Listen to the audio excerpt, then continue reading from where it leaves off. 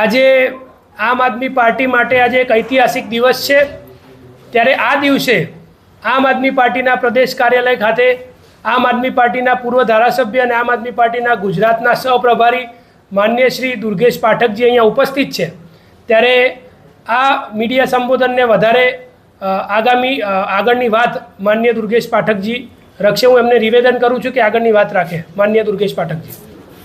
नमस्कार सभी मीडिया बंधुओं को। आज बहुत ही ऐतिहासिक दिन है। आज मैं बधाई देना चाहूँगा पंजाब के सभी लोगों का, अरविंद केजरीवाल जी को, भगवंत मान साहब को, मनीष सिसोदिया जी को और पूरी कार्यकर्ताओं की टीम को। ये ऐतिहासिक रिज़ल्ट पंजाब के अंदर जिला पंचायत सीटों पे और ब्लॉक समिति के चुनाव को लेकर, जिसको लोकल बॉडी चुनाव बोलते हैं, एक ऐतिहासिक रिज़ल्ट पंजाब के अंदर आया है।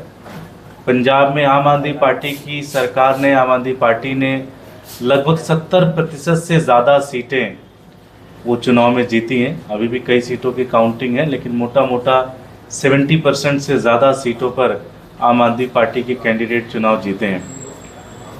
ऐसे समय में ये चुनाव हो रहा है जब आम आदमी पार्टी को लगभग 4 साल से ज़्यादा समय हो गए। कहा जाता है कि 4 साल बाद सरकार की एक पूरी एंटी इनकम्बेंसी होती है, और उस एंटी इनकम्बेंसी में जनरली देखा गया है कि उस पार्टी का परफॉर्मेंस ख़राब होता है, लेकिन आम आदमी पार्टी का परफॉर्मेंस ज़बरदस्त तरीके का रहा है।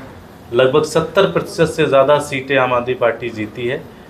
लोकल बॉडी के अंदर जनरली ये भी देखा गया है कि जो सत्ता में सरकार में होती है जो पार्टी, वो गुंडागर्दी करती है, फ्री फेयर नहीं इलेक्शन होने देती है, कैंसिल करती है कैंडिडेट्स के टिकट, उनके नॉमिनेशन फॉर्म्स को।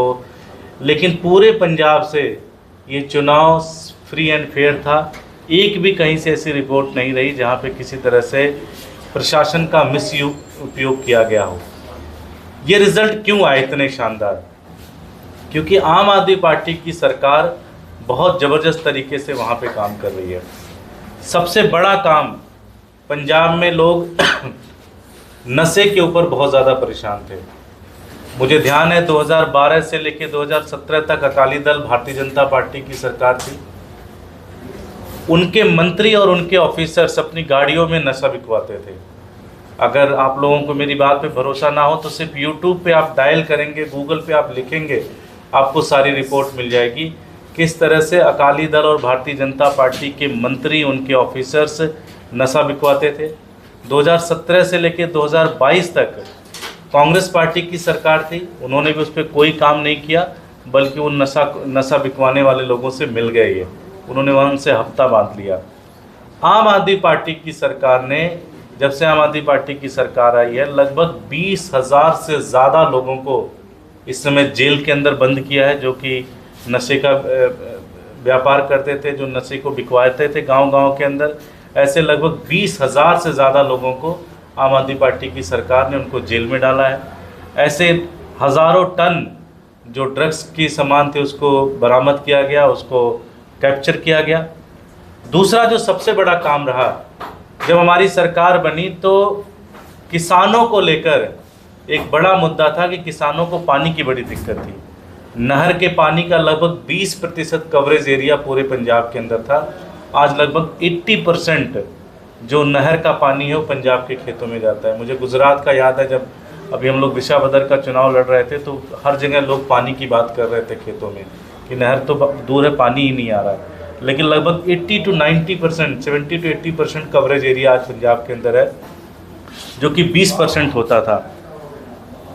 किसानों को 8 घंटे फ्री बिजली दी जाती है पंजाब के अंदर, और दिन में दी जाती है। पहले बिजली मिलती थी किसानों को, लेकिन रात में मिलती थी, कभी 3 बजे, कभी 4 बजे, कभी 5 बजे सुबह। पूरी रात किसान जगता था, देखता था कब लाइट आई, कब लाइट नहीं आई। जब लाइट आई तो भाग के गया, तब तक लाइट कट गई। अनइंटरप्टेड, बिना किसी बिजली कटौती के 8 घंटा उसको फ्री बिजली किसान को मिलता है, दिन में मिलता है। आज लगभग 90% फैमिलीज़ को 300 यूनिट बिजली फ्री मिलता है पंजाब के अंदर, और 24 घंटे बिजली मिलने का काम शुरू हो रहा है वहाँ पे। पंजाब के अंदर लगभग 56,000 किलोमीटर सड़कें हैं, जिसमें लगभग 46,000 किलोमीटर सड़कों का काम आम आदमी पार्टी की सरकार ने शुरू करा दिया। आप लोगों ने सोशल मीडिया पे देखा होगा, आप लोगों ने मीडिया में देखा होगा कि किस तरह से लगभग 90% सड़कें आम आदमी पार्टी की सरकार बना रही है। और पहली बार ऐसा हुआ है कि 5 साल का क्लॉज हमने टेंडर के अलॉटमेंट में डाला है कि अगर 5 साल के अंदर सड़क खराब होती है तो उसको मेंटेन करने की जिम्मेदारी अगर ठेकेदार की होगी और ठेकेदार उसका डायरेक्टली उसको रिस्पॉन्सिबल होगा। स्कूल शानदार बन रहे हैं, अस्पताल शानदार बन रहे हैं, मोहल्ला क्लिनिक शानदार बने, लगभग 1000 से ऊपर मोहल्ला क्लिनिक बन के तैयार हो गए हैं। और सबसे बड़ी बात है कि 58,000 बच्चों को सरकारी नौकरी मिली है। ना कोई पेपर लीक हुआ है, ना उन्होंने किसी को रिश्वत दी है, ना उन्होंने किसी से सिफारिश की है। इस तरह से आम आदमी पार्टी की सरकार एक पंजाब मॉडल बना रही है और इसके कारण लोग खुश हैं। और भी बहुत सारे काम आम आदमी पार्टी की सरकार ने काम किए। ये तो मैंने जो 7, 8, 10 मुझे टॉप ऑफ माइंड याद आए वो मैंने आपको बताए। ज़बरदस्त तरीके से काम वहाँ पे हो रहा है और उसी का परिणाम है कि आज पंजाब के लोगों ने 70% से ज़्यादा सीटें आम आदमी पार्टी को दी हैं। वहीं गुजरात के अंदर ड्रग्स आज गांव-गांव के अंदर, शहरों के अंदर बिक रहा है। कोई एक्शन नहीं ले रही है भारतीय जनता पार्टी की सरकार। उनके होम मिनिस्टर कहने में कोई गुरेज नहीं है, कोई एक्शन नहीं है, कोई कार्रवाई नहीं है। मन में शक ये पैदा होता है कहीं ये मिले तो नहीं हुए हैं। कोई कार्रवाई नहीं है। आज स्कूलों के अंदर चले जाइए, आप कॉलेजेस के अंदर चले जाइए, ड्रग्स की बिकवाली हर तरफ हो रही है। कोई एक्शन नहीं है, किसी के खिलाफ कोई कार्रवाई नहीं है। बिजली का हालत आपको पता है, किसानों की स्थिति बुरी तरह से हो रही है। कर्जा प्रथा के अंदर लगभग 80 किसान जेल के अंदर हो, जिन्होंने कर्जा प्रथा ख़त्म करने की बात की उन्होंने उनको जेल में डाल दिया। और जो कर्जा प्रथा चला रहे हैं भारतीय जनता पार्टी उनको स्टेज पे बिठा रही है, उनको मंच पे बिठा रही है। सड़कों का बुरा हाल है। आप सब अहमदाबाद से बाहर निकलते हैं, राजकोट जाते हैं, सड़कें पूरी तरह से ख़राब है, गांव की सड़कें ख़राब है। तो गुजरात के लोग बहुत ज़्यादा परेशान हैं, बहुत ज़्यादा हैं। और हमें पूरा भरोसा है कि आने वाली लोकल बॉडी चुनाव में इसका असर दिखेगा। आम आदमी पार्टी मजबूती से सभी 13,000 सीटों पे चुनाव लड़ेगी, सभी 13,000 सीटों पे कैंडिडेट खड़े करेगी। हमने जिला पंचायत के लेवल पे लगभग 1800 सभाएं की हैं। हम गांव-गांव और मोहल्ले के अंदर सभाएं कर रहे हैं। हमारी 18,000 से ऊपर की सभाओं का टारगेट है, जिसमें हम 10,000 से ऊपर की सभाएं कर चुके हैं। हम और ज़बरदस्त उत्साह मिल रहा है। आज आम आदमी पार्टी एकमात्र ऐसी पार्टी है पूरे गुजरात में जिनके लीडर्स को लोग सुनना चाहते हैं। आज गोपाल इटालिया जी हैं, ईशुदान गढ़वी जी हैं, आज चैतर वसावा हैं, आज राजू करपड़ा है, जिनका आप सिर्फ नाम बता देते हो कि वो यहाँ पर आ रहा है, लोग उनको, हज़ारों लोग उनको सुनने आ रहे हैं। क्योंकि गुजरात के अंदर सिर्फ और सिर्फ आम आदमी पार्टी और उनके नेताओं से गुजरात के लोगों को उम्मीद है।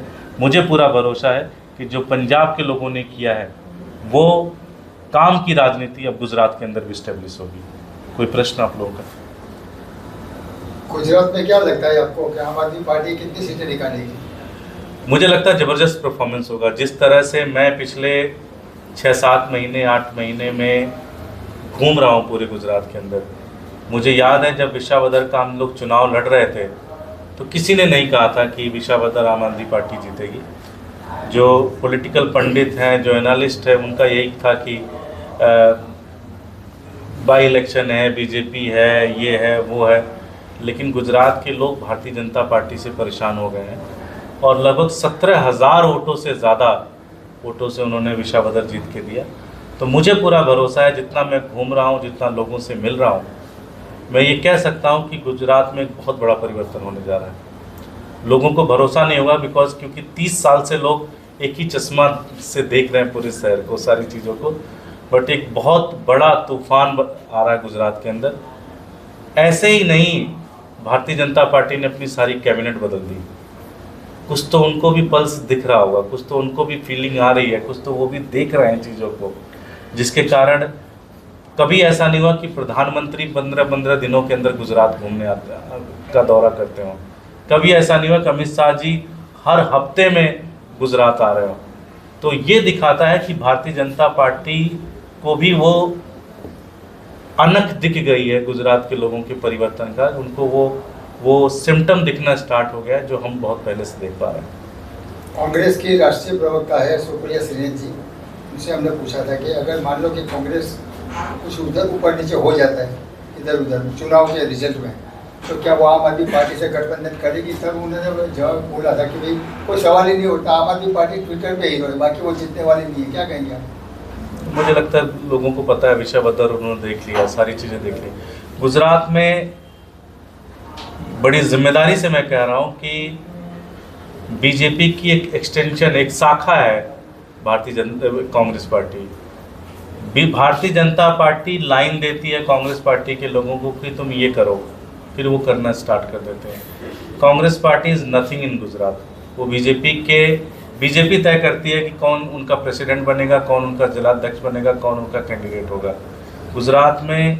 और मैं ये नहीं कह रहा हूँ, खुद राहुल गांधी यहाँ कह के गए अहमदाबाद में कि शादी के घोड़े और उसके दौड़ वाले घोड़े, ये मैंने नहीं कहा, खुद राहुल गांधी ये मान के गए हैं कि गुजरात कांग्रेस जो है वो भारतीय जनता पार्टी से मिलकर चुनाव लड़ रही है। तो मुझे कहने की ज़रूरत ही नहीं है। Thank you. पाठक साहब, ड्रग के बारे में आप अभी बता रहे हैं, गुजरात में सबसे ज़्यादा ड्रग कौन सा बिक रहा है?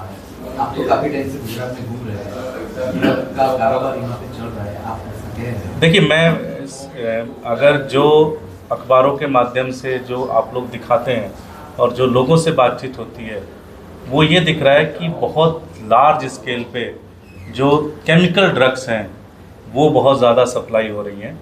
और पोर्ट पे मुंद्रा पोर्ट पे कितनी बार पकड़ा गया, कितनी बार मिला है।